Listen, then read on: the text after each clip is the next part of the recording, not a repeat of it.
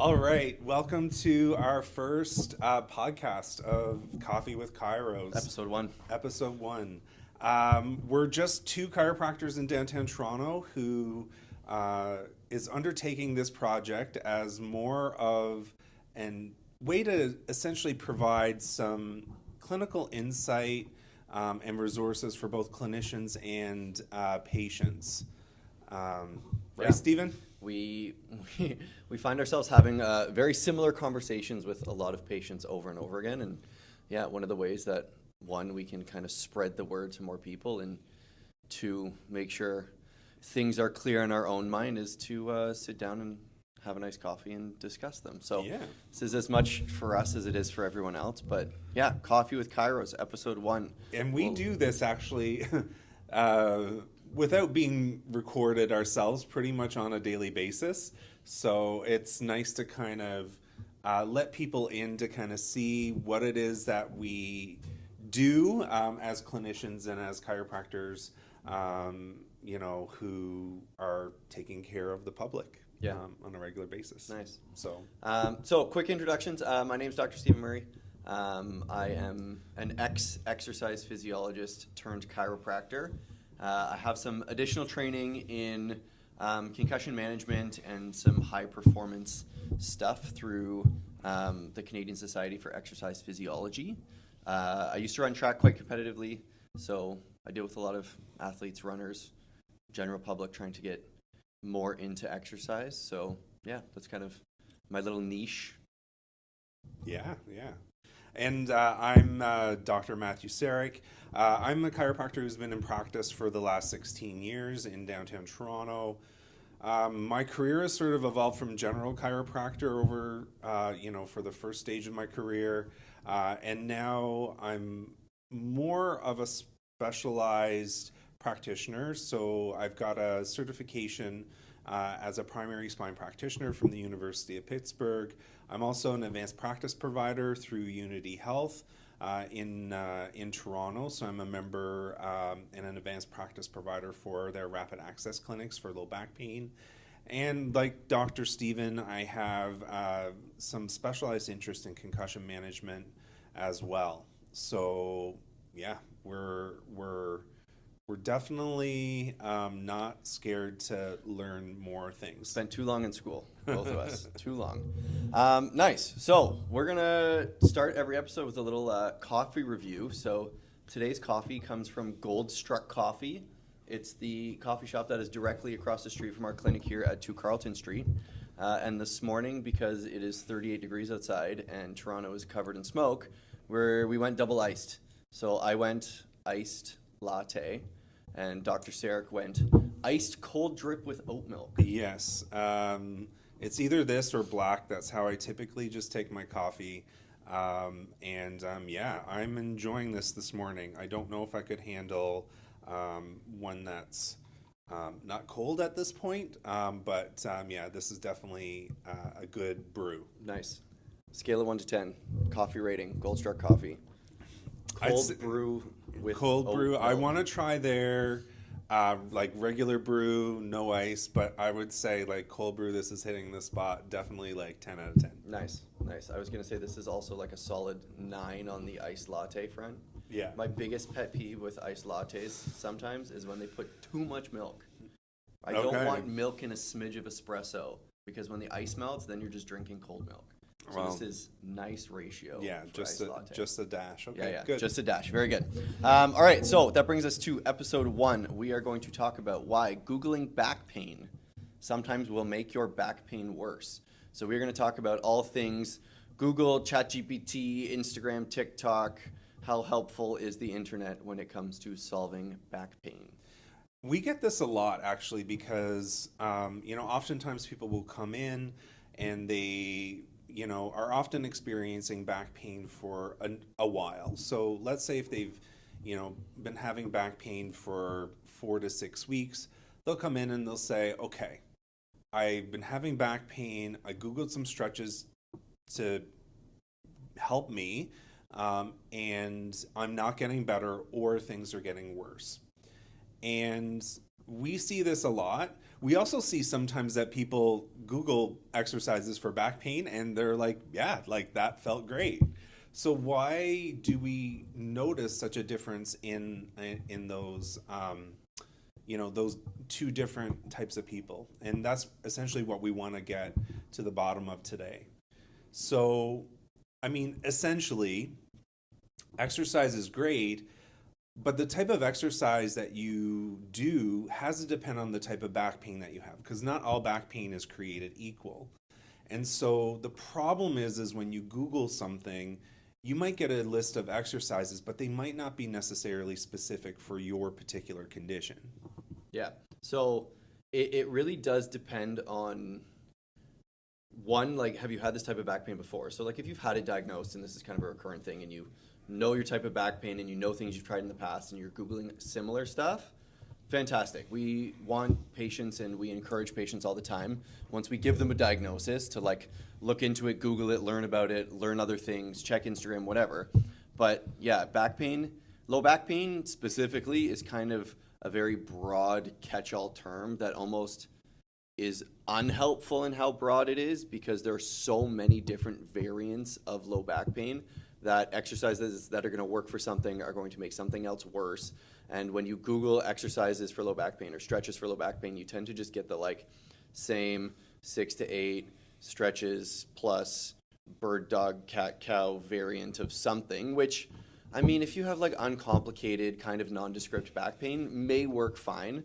But if it's an acute injury or it's chronic or you're particularly pain sensitive or it's a little bit more of a nuanced case of back pain, it's certainly worth understanding that, yeah, part of our job as clinicians is kind of digging through that nuance, in that exercise is good, but it's what exercises in what people at what point in your rehab program. Yeah, and I think you make a really good point there. It's at what point. Like, we want to provide the correct care at the right time for the right thing.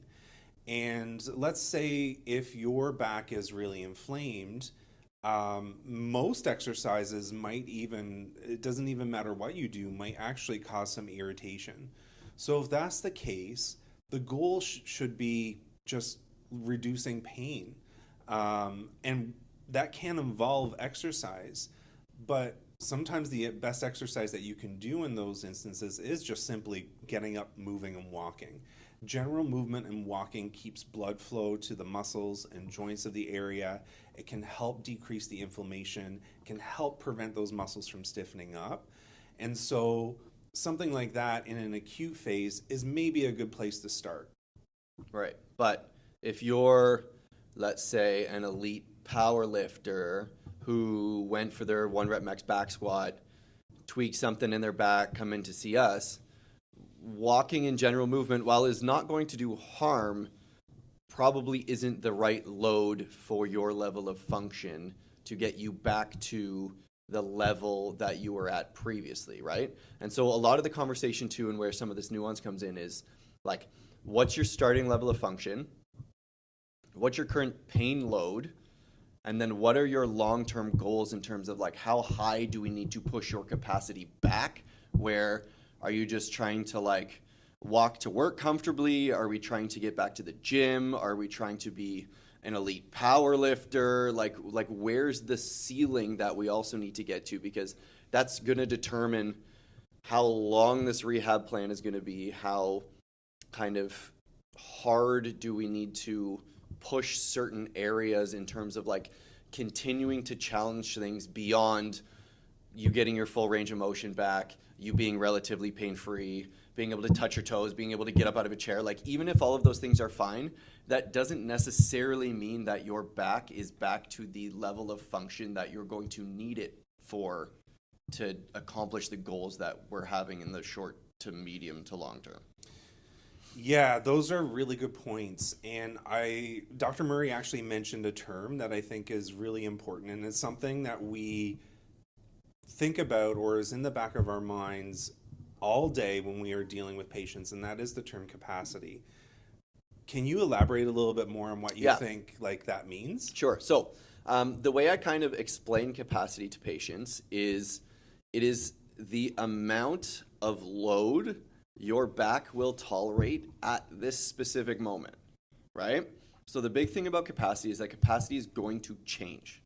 And it's hard to give it like a specific like number or rating because of the number of variables that go in. So it is a little bit of like a trial and error to figure out where your capacity is at right now. But the things that go into capacity are range of motion, strength, right? So like how much weight can your back tolerate moving?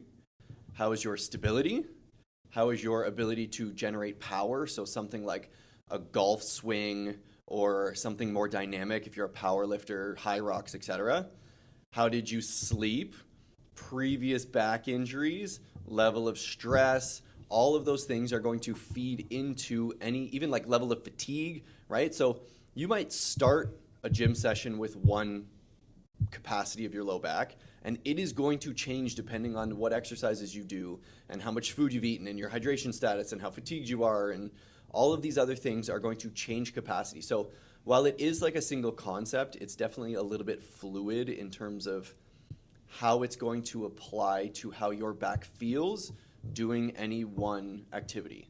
And so kind of the good news, bad news is it changes, which means you're going to need to change with it. But the good news is it also changes for the better, right? It's trainable. You can increase your capacity with kind of like continued targeted low back, like stretching and strengthening and all that stuff. Your capacity will get better over time, and it will get to the point where it will tolerate more and more and more demand. So more and more and more activities will be pain-free.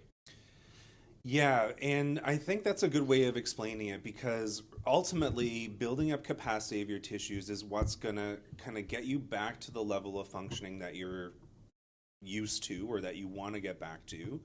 And it's also what's going to help you to maintain that in the long term. Now, there are many different types of capacity, like Dr. Murray mentioned. We have sort of athletes who are training for something specific. So they might have a high capacity with certain positions, activities, or movements, but not such a high capacity with others. We often see athletes who are training muscular, fit, athletic people, but they also can't sit in their chair for more than 10 or 15 minutes without necessarily feeling back pain. Conversely, people who aren't even as active, if they're spending a lot of time sitting, can also feel that type of pain. And it is due to changes in capacity over time, what your body is used to and what it has adapted to over time. And figuring what that is and using that to kind of guide the exercises is going to be really important. Yeah, and then to kind of tie this back into what we were talking about for directional preference, right? If you have, let's pick a common one, like a low back pain that is originating from a disc, right? Those are generally quite flexion intolerant. So bending forward is going to increase the pain and irritation of the disc. So your capacity for forward flexion is quite small. But extension, so bending backwards for a disc, is going to take pressure off the disc and be relieving. So your capacity for extension-based activities might still be relatively maintained. And so when we're talking about directions of preference and what exercises are good for low back pain and kind of how to think about building a good rehab program around your specific back pain, you also want to think about, okay, what do I have capacity for right now, right? Mm-hmm. If it's not flexion, maybe to try and get some pain relief and to still get some movement so I get that blood flow and try and desensitize tissues, I need to work within the capacities that I have. So I'm going to start with a lot of extension-based activity. And as my capacity starts to grow, as my back pain starts to settle, then I can slowly dose in some more kind of flexion-based activities as my back will tolerate it. So it's not really like good exercise, bad exercise, or good for back pain, bad for back pain. It's what do I have the capacity for right now? What's relieving? What's aggravating?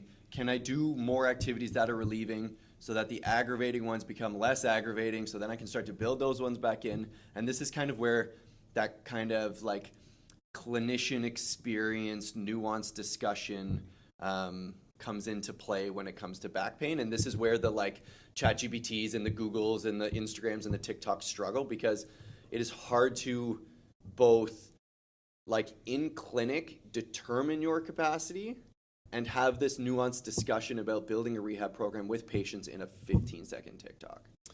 Yeah, and I mean, I think that's a good point. And Dr. Murray also mentioned sort of directional preference. And so oftentimes when back pain is sort of not quite as flared up, although it can be when it's also like in an extremely acute phase, pa- as a clinician, we often notice certain patterns of back pain. And usually, in terms of back dominant pain, there's a couple of key patterns. And he touched on them. One of them is what we call flexion intolerant, which is where typically activities such as bending and sitting tend to aggravate your pain. And then there's also extension intolerant back pain, where activities like backward bending, walking, standing, etc., aggravate your back pain. And so once we realize or once we make note of what those patterns are, we can kind of guide your rehab program to start based off of those factors. So for instance, if you were to Google like best exercises for back pain right now, probably most likely you're gonna get some form of a glute bridge coming up. And that's great. We prescribe glute bridges a lot. But if you have extension intolerant back pain, a glute bridge at the beginning might not be the best exercise for you, and it might actually cause some irritation of your back pain. With extension intolerant pain, one of the things that we might want to sort of consider in that case is more flexion type movement. So just pigeon pose, for instance, or bending forward, child's pose. Some of these forward kind of flexion poses in yoga might actually really help to kind of calm down the pain and symptoms. However, once the pain starts to resolve, that's when we can get into leaning into the movements and positions that originally caused irritation. Yeah. So we can start building in more flexion. We want to, and that is also really important because oftentimes people think, okay, flexion bad, don't do. Well, it's not like damaging your tissues, it's aggravating it. And so, in fact, once we're able to, if we can start adding in more flexion-based exercises, it's actually going to help your body to kind of perform better in the long term. And back to the capacity, we're going to build up the capacity more in the long term. Yeah, we're going to double click on this because this is a big one where people get stuck and where a lot of rehab plans stall. So the big one we see on the internet all the time is deadlifts are bad for your back, right? Deadlifts are not bad for your back. Deadlifts require a relatively high capacity because they are heavy. We should totally do another episode on this. We'll do a deep dive, but just because it kind of ties into this like thinking, right? If you have flexion dominant back pain, deadlifting can put you into a somewhat flexed position under load, which is why if your tissues are sensitive, it might increase your back pain. That doesn't mean that deadlifts are bad. That means that deadlifts are harder than the capacity your back has at this current moment, right? Avoiding deadlifts from this day until eternity means that you will never develop the capacity to deadlift, right? It is not about deadlifts, yes, no. It's about deadlifts when in a rehab program, right? If we can desensitize that tissue to where flexion starts to become somewhat comfortable again, right? We want to slowly reintroduce flexion-based exercises or things that have more load, so require higher capacity, because we want that tissue to continue to evolve and continue to get stronger and more resilient over time. And just completely avoiding big groups of exercises is going to make you more sensitive to that type of exercise, not less. Yeah, and this also brings up another point. That might sound very simple. Okay, so I'm going to work in more deadlifts to my exercise routine. But really, the question is when. I agree. Like, when are we going to add them back in? But also how. Like, sometimes this process is slow. You're not going to immediately do heavy Romanian deadlifts. It might be a progression of a hinge. We might be doing good mornings. We might be doing deadlifts where you're stacked up on a box, so that you're not exercising that full range of motion, but you're training certain ranges of motion to eventually build up the capacity to train you for the full range of motion. And so that's also a really important point. And the reason why sometimes looking up exercises doesn't always give you the big picture, because depending on where you are in your pain levels and tolerance and capacity and phase of your pain or injury, it's going to really kind of depend. And there is quite a bit of, nuance and observation and that goes into kind of designing the proper rehab program. All right, we're back. A little technical difficulty with the camera, but we'll finish episode 1. So what we've been talking about is reasons why Googling exercises for back pain probably isn't always a great idea. And one of the reasons that I'll kind of bring up is, or analogies that I'll bring up is, if you were to go out, or if somebody was to ask, what is the best shoe for me? The answer to that is that it really depends. Like, what are you training for? How long do you walk for? Are you working in an office? Are you wanting them to look more dressy? Are you working in a factory? So really, the same thing with exercises for the low back. It needs to be taken in particular context to what your goals are, what you're training for, how you are going to be active with them or not active. So it's not quite as straightforward as sort of a specific set of exercises that you might just get from searching on Google. Yeah. I saw one thread on Twitter this morning as I was on the streetcar here, but it applies to ChatGPT and Google as well, where even like the research world struggles with this a lot when they try to research the best exercises for low back pain and the best dosage for low back pain and kind of trying to get more into the specifics. And the trouble is, if I put 50 people in a research study, those people are all too different for me to give one good recommendation, which is why the research always says any activity is good activity, more exercise is better, things that you can do safely are fine. And it has trouble coming up with specifics, because as soon as you start to try and average out 50 people, you lose the nuance of exercise prescription, and then it really muddies the water in terms of trying to give one good piece of advice to a whole bunch of people. And ChatGPT does it too, right? Like if I were to look up an exercise rehab program on ChatGPT, the actual exercises make quite good sense, and lots of them are ones that I would give to patients.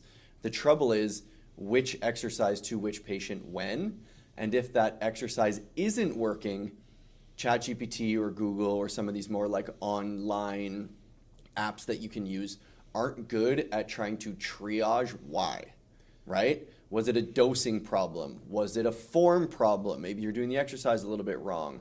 Was it too heavy? Were you tired? Did you not sleep well? Is your nutrition off? Are you still like quite fear avoidant of doing exercise? And while the exercise might actually be correct, you might need some more coaching on the like psychosocial side of pain relief than just pure exercise prescription. And that is where we can definitely dig into it a little bit deeper in clinic. And not necessarily that ChatGPT is going to give you bad exercises. It just might lose a little bit of the nuance on if they're not working, why aren't they working, or trying to really tailor specific exercises to your goals and to your outcomes and to your current capacity. Yeah, I mean, I think that's a good point. And, I think if anybody's going to take anything, key points sort of away from our conversation about this, I think some of the most important things to just kind of end on is sometimes the best exercise for your pain is simply ones that you're able to do safely and can tolerate, ones that you will continue to do even though you're not sort of even in pain currently, And one set will gradually kind of build up your capacity in the long term. I mean, if you are thinking about what exercises, or if you're a clinician and you're thinking about what exercises should I give my patient, or if you're a patient thinking about what exercises should I do, keeping those three principles in mind can be a way to kind of guide your decision making. And of course, like if you have any questions at all, I mean, we're always happy to give you our opinion as well. Yeah, 100%. Very nice. So we are now going to end episode 1 there. We will see you back here next week for episode 2. We haven't come up what we're talking about yet, but yes, it will be more on the exercise prescription, low back painy thread. So stay tuned. We're going to try and release one a week. One every other week. We'll see how it goes. We'll see how it goes. We'll see how much stamina we have for podcasting. But episode 1 done. Coffee with Chiros. We will see you all next time.